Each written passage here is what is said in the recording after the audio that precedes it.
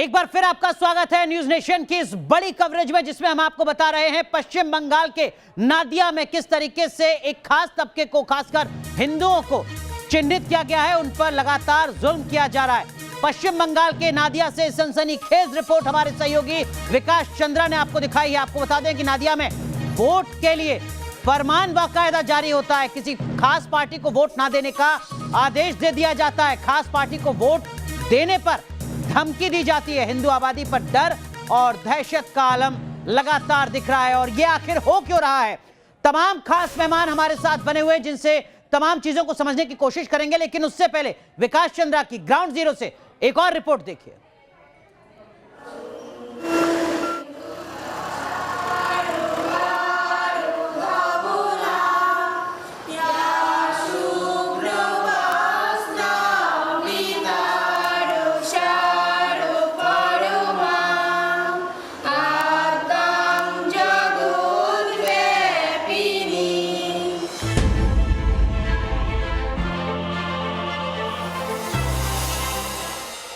मतलब जब से तृणमूल आया है तब से ये दंगा फसाद कुछ ज़्यादा हो गया है।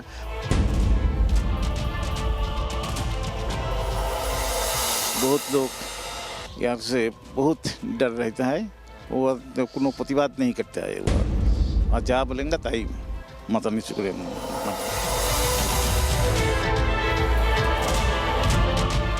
जे हिंदू चुप रहे, हिंदुओं को माने डराना है। अभी की तफ्तीश से आपको ये समझ में आ गया होगा कि दीदी के बंगाल का ये वो हिस्सा है जहां हिंदू काफी वक्त से खुद को दबा कुचला और मजबूर महसूस कर रहे हैं।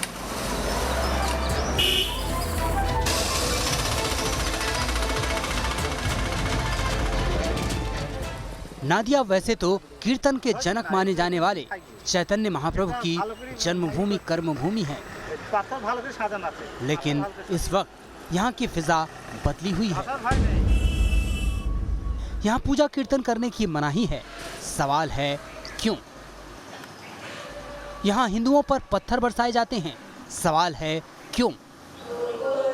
और तो और मूर्ति की स्थापना और फिर उसके विसर्जन के लिए भी जंग लड़नी पड़ती है। सवाल है क्यों? हमने अपने दूसरे चरण में इन सभी सवालों की पड़ताल भी की और कुछ लोगों से बात की। बम এবং বন্দুক দেখায় এবং বাস্টও করেছে কিছুদিন আগে। আমরা দীর্ঘদিন থেকে এইখানে মন্দিরে আসা যাওয়া করি, ঠিক আছে, হরিনাম গান বাজনা করি, ঠিক আছে। সেখানে ওরা মাঝে মাঝে এসে এখান দিয়ে ঢিল পাটকেল মারে, ঠিক আছে। বিজেপিকে ভয় দেখিয়ে টিএমসিকে ভোট দেবে। আমি তো বলি আমি আমার দ্বারা হবে না, বলে তোকে মেরে দেবো। তোর এমন কোনো বাপ নেই তোকে এখানে ঠেকায়, তোকে তুলে নিয়ে গেলে না গঙ্গার জলে ভাসিয়ে দেবো। তৃণমূলকে ভোট দিলে তোমার শান্তি আছে, পদ্ম ফুলে ভোট দিলে তোমাকে শান্তি নাই।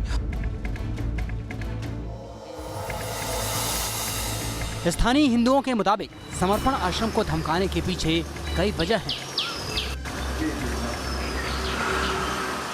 क्योंकि ये आश्रम हिंदुओं की आस्था का बड़ा केंद्र होने के साथ साथ कई सामाजिक काम भी करता है।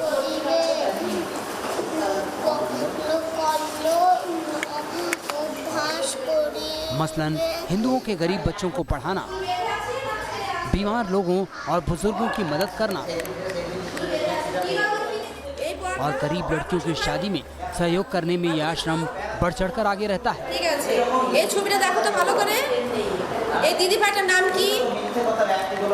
यही वजह है कि आए दिन इस आश्रम पर हमले किए जाते हैं ताकि यहाँ का हिंदू समाज दहशत से भर जाए।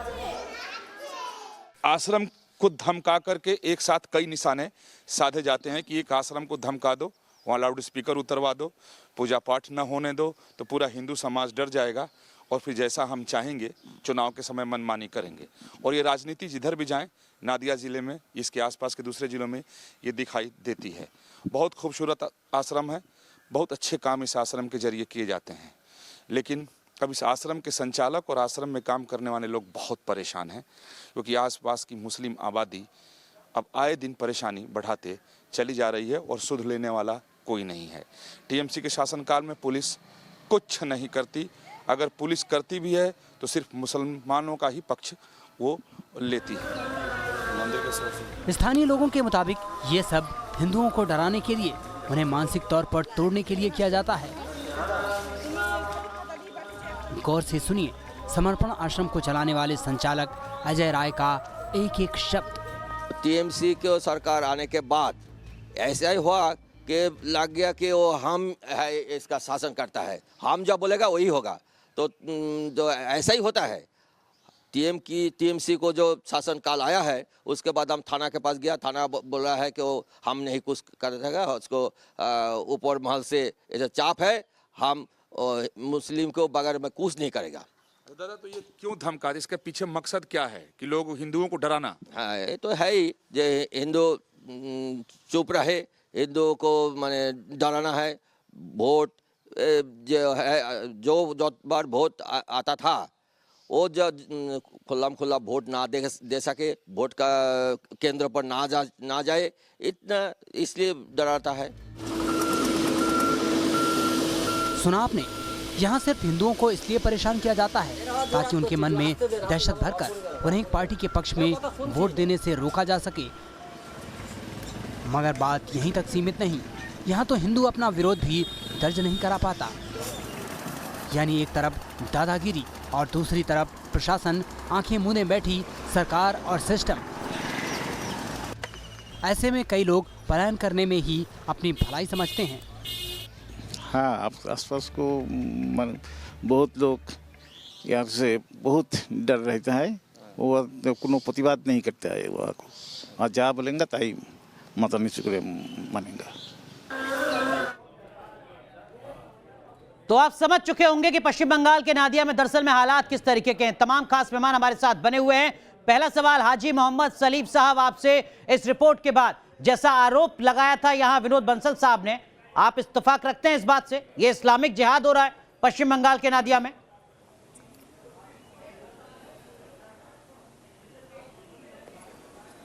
मंदिर बांटा, मस्जिद बांटा, बांट लिया भगवान को, धरती बांटी, अंबर बांटा, अब बांट रहे हो इंसान को।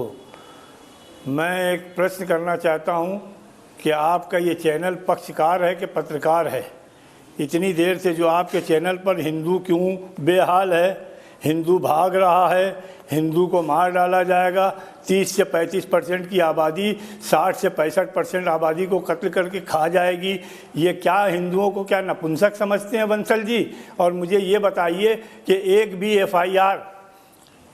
एफआईआर जिसका कोई नंबर आपके पत्रकार ने दिया हो, 4-6 आरएसएस के लोगों को खड़ा करके सिर्फ ये जताना कि जब चुनाव आते हैं हिंदू मुसलमान में बांट करके पूरे समाज से वोट हासिल कर लिए जाएं, क्या हिंदू नपुंसक है? इसलिए ये बताएं चुनाव से पहले थोड़ा चैनल आप देखा कीजिए, पश्चिम बंगाल में मुसलमानों की हालत किस तरीके से बदतर है वो भी लगातार हम दिखाते हैं। पहली बात, दूसरी बात, एफआईआर दर्ज कौन करेगा?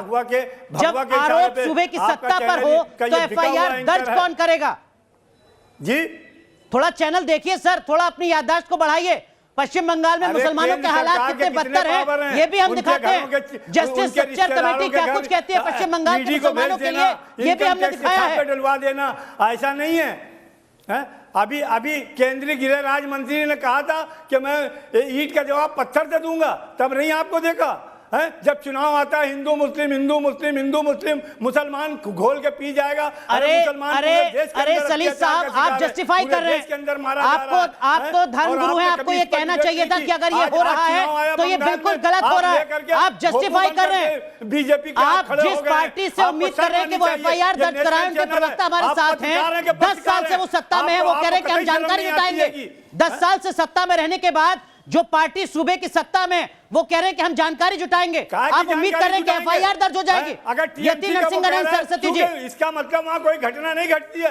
यति नरसिंहानंद सरस्वती जी, मैं आपके पास आऊंगा। विकास आप कुछ कहना चाह रहे हैं? विकास आप कुछ कहना चाह रहे हैं? पूरे हिंदुस्तान में नहीं है कि माइनॉरिटी के लोग मेजॉरिटी के लोगों का अत्याचार कर रहे हो।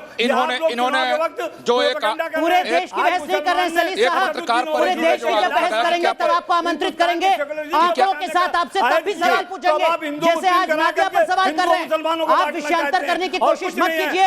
नादिया में जो ग्राउंड जीरो की तस्वीर है उस पर अगर बोलने की हिम्मत है आप में एक धर्मगुरु के तौर पर, आप बोलिए, विषयांतर मत कीजिए। विकास टीएमसी चंद्रा, और विकास बीजेपी चंद्रा, और सुनिए जरा विकास चंद्रा को। अरे हिंदुस्तान की जमहूरियत बाबा साहब के बनाए संविधान से चलेगी। अगर ये बात कर रहे हैं अरे सर, वहाँ मंदिरों में लोगों को जाने नहीं दिया जा रहा है, आप कह रहे हैं कि संविधान अपना काम कर रहा है। आप असदुद्दीन जैसे एजेंट ला करके विकास चंद्रा, सलीम साहब सुन लीजिए, सलीम साहब सुन लीजिए जरा, थोड़ा धैर्य रखिए। विकास चंद्रा, पुलवामा ये सब लेकर के आप खड़े हो जाते होगे। जी, ये इन्होंने एफआईआर और शिकायत की बात की, तो मेरे पास 8 एफआईआर और उसकी शिकायत की कॉपी है। अगर वो कहें तो मैं डेट के साथ बता दूं कि कब कब पुलिस में शिकायत की गई, कब कब एफआईआर किया गया और पुलिस ने उस पर क्या डेट किया। मत बताइए विकास चंद्रा, 2006 में एफआईआर पर एक्शन हुआ क्या, ये बता दीजिए सलीम साहब को। 2008 में 2008 में हुआ, 2010 में हुआ, 2011 में, 12 में, 13 में, 16 में, सारे एफआईआर की कॉपी मेरे पास है। अगर वो चाहेंगे तो अपने उनको दे भी दिया जाएगा और हम लोगों ने दिखाया भी है कि कब कब एफआईआर, लेकिन कोई एक्शन आज तक नहीं हुआ। थाने में तो घुसने की हिम्मत नहीं है। अगर वो शिकायत करने जाए तो थाने के बाहर से ही भगा दिया जाता है और साफ तौर पर कहा जाता है कि ऊपर से ऑर्डर है, कुछ कर नहीं सकते। ये हाजी मोहम्मद सलीम साहब वो बता रहे हैं आपको, आप सुनिए तो भरोसा तो कीजिए। 8 कॉपी है। आप किन लोगों को बचा रहे हैं, आपको एहसास है इस बात का? आप उन लोगों को बचा रहे हैं जो हिंदुस्तान में तालिबान जैसे फरमान दिखा रहे हैं। शर्म आनी चाहिए। आप उन लोगों को बचा रहे हैं, शर्म आपको आनी चाहिए। हिंदू मुस्लिम, आपको शर्म आनी चाहिए। हाजी मोहम्मद सलीम साहब, हमारे सहयोगी विकास चंद्रा आपको साल दर साल बता रहे हैं, वो कह रहे हैं एक एफआईआर नहीं 8 एफआईआर हुई है। न्याय नहीं मिलेगा, पूरा विश्व तुम पर विश्वास क्या करेगा? थोड़ा हिम्मत जुटाइए सर, जिस शब्दों के साथ आपने अपनी बात की शुरुआत की थी, आप खुद उस काम को कर रहे हैं। आप समाज को बांटने की कोशिश कर रहे हैं इस तरीके की घटनाओं को जस्टिफाई करके।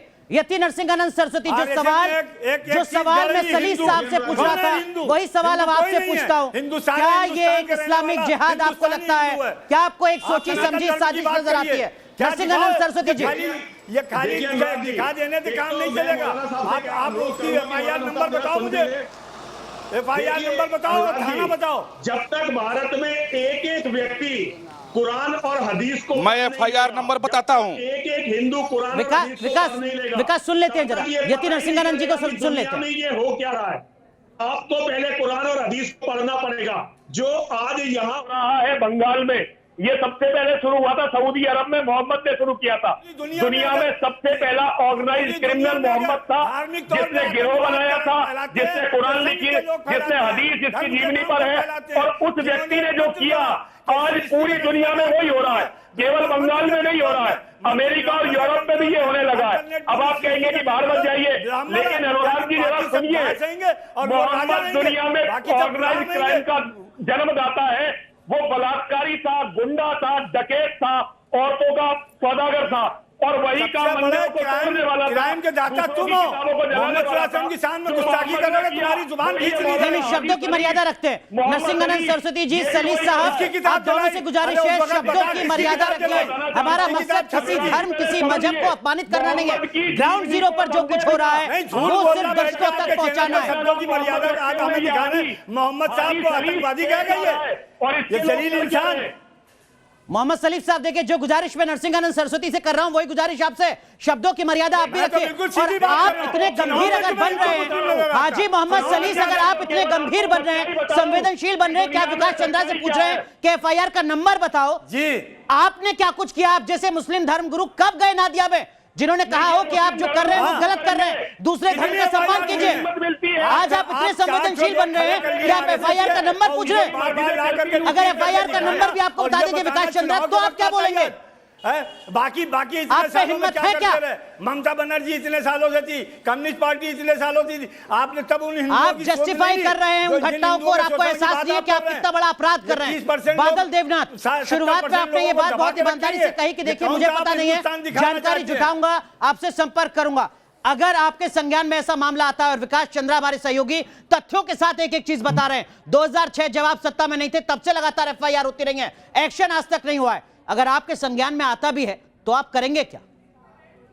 देखिए सर, मैं एक रिक्वेस्ट आपके चैनल के माध्यम से, और नाकाशीपाड़ा में मेरा बहुत सारे लोग, पूरे जाने पहचाने बहुत सारे लोग हैं, मैं एक बार नहीं बहुत बार नाकाशीपाड़ा गया। मैं एक रिक्वेस्ट करूंगा, एक तो मुद्दा मत उठाइए। देखिए जब कीर्तन होता है, जब नाम कीर्तन होता है, भगवान का नाम होता है, तब उस टाइम में मुसलमान का कोई आजान ना कुछ नहीं होता है, और उन लोगों का जो आजान होता है 12 बजे, 5 बजे, 5 बजे शाम को, 5 बजे सुबह, 5 बजे ऐसे होता है। तो 2-3 बार, 4 बार, 5 बार होता है। 2 मिनट 3 मिनट के लिए होता है अजान, और वो 2-3 मिनट के लिए थोड़ा बंद कर दिया जाए, उन साइड पे दोनों को आपस में मिल चुके। बादल देवनाथ, मंदिरों से लाउड स्पीकर हटा दिए गए। वो क्यों हुआ मुझे पता नहीं, मैं तो बोल रहा हूँ, लेकिन सबको रिक्वेस्ट करूंगा, उन लोगों का 2 मिनट के बाद है, अजान का 2 मिनट का बात है, 3 टाइम 4 टाइम 5 टाइम होता है, और इनका कीर्तन हर बार पूरे दिन भर में कीर्तन होता है, लेकिन क्यों हटाया गया मुझे जानकारी नहीं है।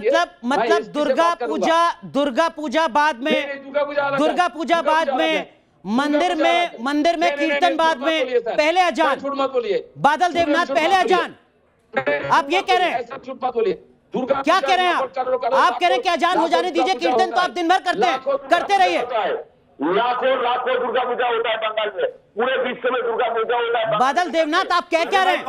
आप बताइए तो।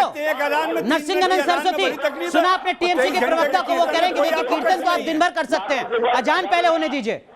देखिए, एक तरह से पहले पता है कि इन्हें जिहाद को जस्टिफाई करना है, असल में ये डरे हुए लोग हैं। बंगाल में टीएमसी का, हिंदू का, बीजेपी का, मैंने आगे पीछे का बात नहीं किया, डर चुका है बहुत। मैंने आगे पीछे का बात नहीं किया, आपको पहले भी बताया था, जब तक मुस्लिम जनसंख्या के मनोविज्ञान को नहीं समझा जाएगा, ये जो दुनिया में हो रहा है इसे समझा ही नहीं जा सकता। इसे समझने के लिए पहले हमें मुस्लिम जहाँ पर जाइए ना, समझना पड़ेगा। यूपी में दलितों को अत्याचार करने का काम मत ये जो हो रहा है इसे नहीं जा सकता। दलितों को अत्याचार कर रहे हैं, ये दर्शन कर रहे हैं पूरी दुनिया में, बिहार पे, मुंबई में दर्शन कर, वहाँ पर जाइए ना।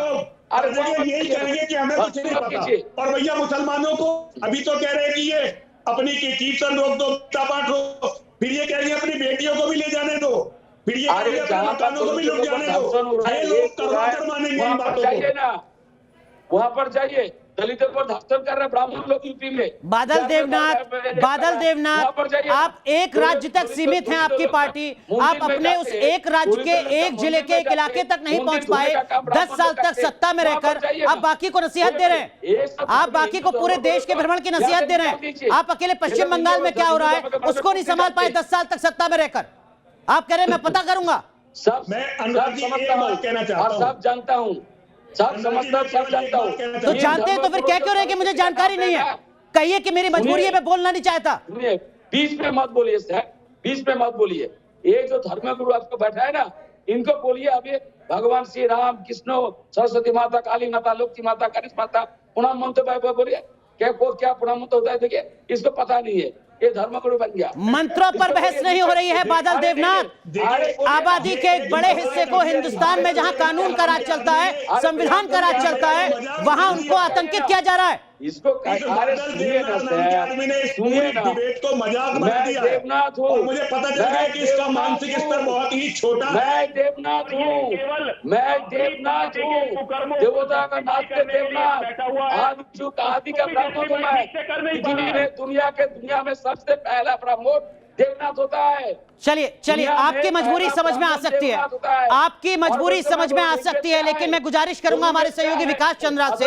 विकास चंद्रा, वो जो तमाम एफआईआर की कॉपी हैं वो हाजी मोहम्मद सलीद साहब को जरूर आप भिजवा दीजिएगा, एफआईआर के नंबर और एफआईआर की तारीख के साथ, ताकि अगली बार जब वो जुड़े हमारे साथ तो कम से कम वो तर्क के साथ चैनल पर दिखाइए, चैनल पर दिखाइए, कॉपी चैनल पर दिखाइए। बताया कि कब 8 एफआईआर हुई है, उसकी पूरी डिटेल एक बार भिजवा दीजिएगा। चैनल पर दिखाइए अगर सत्ता है आपके पास। उनकी मजबूरी समझ में आती है, बादल देवनाथ की राजनीतिक मजबूरी समझ में आती है, लेकिन पश्चिम बंगाल में ही नहीं, देश के अलग-अलग हिस्सों में ऐसा अगर कहीं भी होगा तो न्यूज नेशन लगातार ग्राउंड जीरो की रिपोर्ट आप तक पहुंचाता रहेगा। बहुत बहुत शुक्रिया फिलहाल जुड़ने के लिए। रुक रहे हैं यहाँ पर एक छोटे से ब्रेक के लिए।